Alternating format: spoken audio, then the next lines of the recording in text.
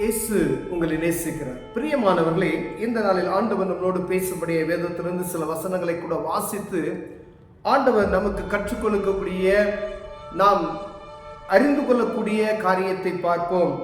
அது எரேமியா தீர்க்கதரிசியின் புஸ்தகம் 7வது அதிகாரம் 17, 18, 19 வசனங்கள் இப்படியாக சொல்லுகிறது. யூதாவின் பட்டணங்களிலும் எருசலேமின் வீதிகளிலும் அவர்கள் செய்கிறதை நீ கவனிக்கவில்லையோ? தீர்க்கதரிசியை பார்த்து ஆண்டவர் யூதாவின் பட்டணங்களின் தெருக்களிலும் எருசலேமிலும் தெருக்களிலும் என் ஜனங்கள் செய்கிறதை நீ கவனிக்கவில்லையோ என்று சொல்லி, எனக்கு மனமடிவுண்டாக அந்நிய தேவர்களுக்கு பான பலிகளை வார்க்கிறார்கள். அவர்கள் வானராகினிக்கு பணியாரங்களை சுடும்படி பிள்ளைகளை விறகு பொறுக்குகிறார்கள். பிதாக்கள் நெருப்பு மூட்டுகிறார்கள், ஸ்திரீகள் மாப்பு செய்கிறார்கள். அவர்கள் எனக்காக மனம் மடிவுண்டாக்குகிறார்கள். தங்கள் முகங்கள் வெட்கப்படுத்தும்படி அவர்கள் தங்களுக்கே அல்லவோ மனமடி உண்டாக்குகிறார்கள் என்று கர்த்தர் சொல்லுகிறார். ஆனால் இதோ என் கோபம், என் உக்கிரகமும் இந்த ஸ்தலத்தின் மேலும், மனுஷர் மேலும், மிருகங்கள் மேலும், வெளியின் மரங்கள் மேலும், பூமியின் கனிகள் மேலும் ஊற்றப்படும். அது அவியாமல் எரியும் என்று கர்த்தராகிய ஆண்டவர் சொல்லுகிறார்.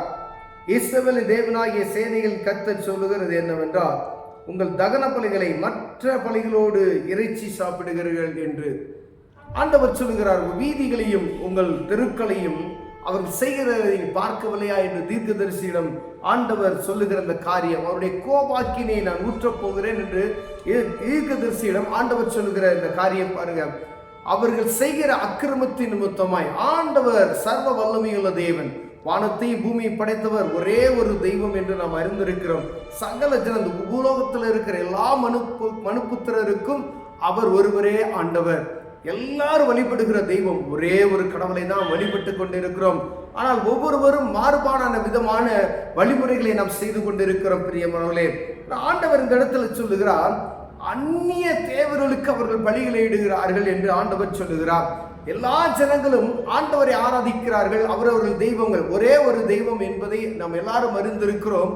ஆனால் கர்த்தருடைய பிள்ளைகள் அந்த ஜனங்களை பார்த்து சொல்லுகிறார், எனக்கு மனமடிவு உண்டாக அந்நிய தேவர்களுக்கு பான பலிகளை பார்க்கிறார்கள். அவர் வானராகினிக்கு பணியாரங்களை சுடும்படி பிள்ளைகள் விறகு பொறுக்குகிறார்கள், பிதாக்கள் நெருப்பு மூட்டுகிறார்கள், ஸ்திரீகள் மாப்பு செய்கிறார்கள் என்று சொல்லி அந்நிய பலிகளோடு சேர்த்து நீங்கள் இறைச்சி சாப்பிடுகிறீர்கள் என்று ஆண்டவர் கோபத்தோடு பேசுகிற ஒரு காரியம். அது நிமித்தம் வரக்கூடிய காரியம் பாருங்க. அதனால் இதோ என் கோபம், என் உக்கிரகமும் இந்த ஸ்தலத்தின் மேலும், மனுஷர் மேலும், மிருகங்கள் மேலும், வெளியில் உள்ள மரங்கள் மேலும், பூமியின் கனிகள் மேலும் ஊற்றக்கூடாது, அது அவியாமல் எரியும் என்று கர்த்தராகிய ஆண்டவர். உத்தேசம், ஒரு பட்டணம் ஆண்டவரினால் சபிக்கப்படுவதற்கு அவரை அன்றி வேறு தேவர்களை சேவிக்கும் பொழுது ஆண்டவருடைய கோபாக்கினை வரும் என்று வேதம் கற்றுக் கொடுக்கிறது. பிரியமானவர்களே, அவருடைய கோபம் உக்கிரகம் ஆகும் பொழுது இந்த உக்கிரகத்தின் நிமித்தமாய் பாருங்க, கனியிலிருந்த மரம், செடி, கொடி, மனிதர்கள் எல்லாருமே அந்த கோபத்தை நான் ஊற்றி விடுவேன் என்று ஆண்டவர் சொல்லுகிறார். வானத்தையும் பூமியை படைத்த ஒரு தெய்வம் உண்டு என்பதை நாம் அறிந்திருக்கிறோம். அவரை ஆராதிக்கும்படியா அவர் விரும்புகிறார். தீர்க்கதரிசனம் சொல்றார், என் தெருக்கல்ல போய் பாரு, என் ஜனங்கள் செய்கிற அவருடைய காரியங்களை நீ போய் பாரு அப்படின்னு சொல்லி, அப்படி சொல்லிட்டு தான் அதை சொல்லுகிறார். இப்படிப்பட்டதான காரியங்களை அவர்கள் செய்து கொண்டு இருக்கிறார்கள். மோசே 40 நாள் மலையில போய் அவர் ஆண்டோடு பேசிக்கொண்டு இருக்கும் பொழுது, சீனாய் மலையில பேசிக்கொண்டு இருக்கும் பொழுது பாருங்க, எகிப்திலிருந்து ஜனங்களை அருமையாய் ஆண்டவர் நடத்தி கொண்டு வருகிறார். நடத்தி வருகிறவர் சர்வ வல்லமையுள்ள தேவன். வழியில் அநேக அற்புதங்களையும் அடையாளங்களை அவர்கள் பார்க்கிறார்கள். செங்கடல் பிளக்கிறதை பார்க்கிறார்கள், எரிகோ பின்னோக்கி ஓடுகிறதை பார்க்கிறார்கள், கண்மலையிலிருந்து தண்ணீர் வருகிறதை பார்க்கிறார்கள். இவ்வளவையும் பார்த்து ஆண்டவர் கொடுக்கிற வார்த்தையை வாங்குவதையாய் அவர் மோசே சீனாய் மலையில போய் தேவ சமூகத்தில் அமர்ந்திருக்கிற வேளையில இங்க பாருங்க, அவர்கள் பேசிக்கொண்ட காரியத்தை பாருங்க.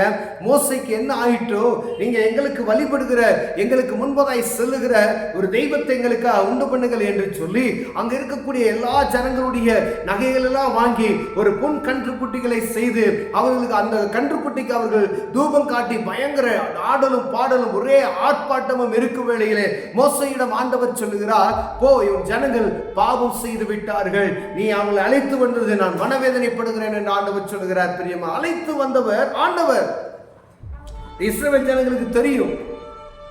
ஆனா கொஞ்ச நேரத்தில் இடத்துக்குள்ள மோசே தேவ சமூகத்துக்கு போயிட்டு வரதுக்குள்ள அங்க ஒரு பெரிய ஆர்ப்பாட்டம் நடக்கிறதை பார்க்க முடிகிறது. பிரியமானவர்களே, பாவம் ஜனங்களுக்குள்ள, அருவருப்பு, ஒரே டான்ஸ், ஒரே பாடலும் ஜனங்கள் மதுபானம் பண்ணி குடித்து வெறித்து கொண்டு இருக்கும் பொழுது அங்க ஒரு பெரிய அழிவு உண்டாகிறதை பார்க்க முடிகிறது. அந்த ஜனங்கள் அழிக்கப்படுகிறதை, இப்ப யாரெல்லாம் அதில் ஈடுபட்டார்களோ அவர்கள் அழிக்கப்படுகிறதை நாம் பார்க்க முடிகிறது. பிரியம், ஆண்டவருக்கு விருப்பமில்லாத ஒரு காரியத்தை ஜனங்கள் செய்கிற, அழைத்து வந்த தேவன் பரிசுத்த ஜனத்தை பிரித்தெடுத்து வந்து அவரே வழி நடத்தி வந்தார் என்பதை அறிந்தும் முரட்டாட்டமான இருதயம் உள்ள அந்த ஜனங்களுடைய காரியங்கள் பாருங்க. கொஞ்ச நேரத்துல ஆரோனை போட்டு அவர்கள் செய்கிற காரியங்கள், நீ எங்களுக்கு உருவாக்கு, ஒரு தெய்வத்தை உருவாக்கு, எங்களுக்கு முன்பதாய் செல்லுகிற தெய்வத்தை உருவாக்கு, மோசே என்ன ஆயிட்டோ அப்படின்னு சொல்லி அவர்களை போட்டு, ஆரோனை போட்டு, அந்த தலைவரை போட்டு அவர்கள் ஓவர் டார்ச்சர் பண்ண உடனே அவர்களுக்கு ஒரு சுருவத்தை உருவாக்கி கொடுக்கிறதை நாம் பார்க்க முடிகிறது. பிரியா,